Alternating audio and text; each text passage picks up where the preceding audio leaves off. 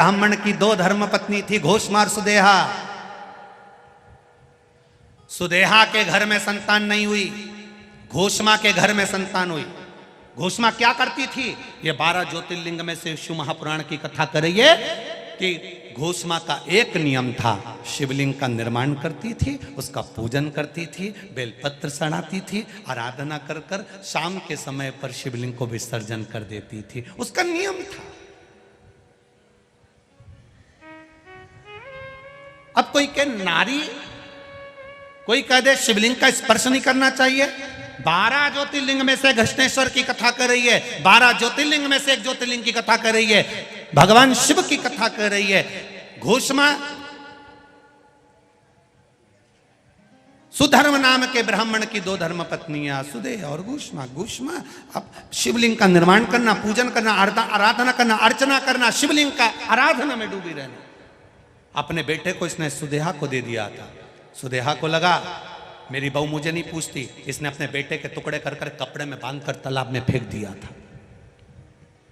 घोषमा शिव जी का पूजन कर कर, शिवलिंग का पूजन कर कर जब शिवलिंग विसर्जन करने के लिए गई तो हाथ जोड़कर कहती है मैंने बेटे का दर्शन बहुत दिन से नहीं करा।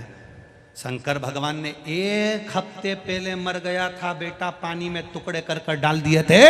शंकर भगवान के शिवलिंग की पूजन वो घोषमा करती थी, इसलिए उसका बेटा 1 हफ्ते बाद पानी में से तैरता हुआ बाहर आया तो घृष्णेश्वर महादेव कहलाया।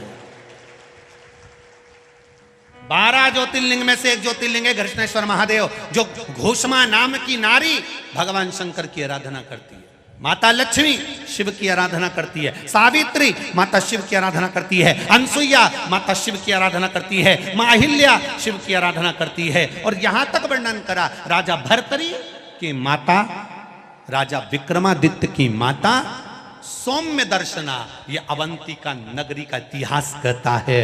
राजा भर्तरी की मां, राजा विक्रमादित्य की मां सौम्य दर्शना शंकर की आराधना करती है, शिव भक्ति में डूबी रहती है। एक दिन राजा भर्तरी ने अपनी मां से, सौम्य दर्शना से गोदी में बैठकर पूछ लिया, मां तो इतने सालों से शिव की आराधना कर रही है, तो इतने सालों से शंकर भगवान की आराधना कर रही है, मां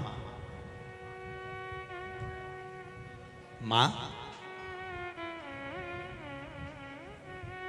शिव क्या देते हैं? भोलेनाथ क्या देते हैं?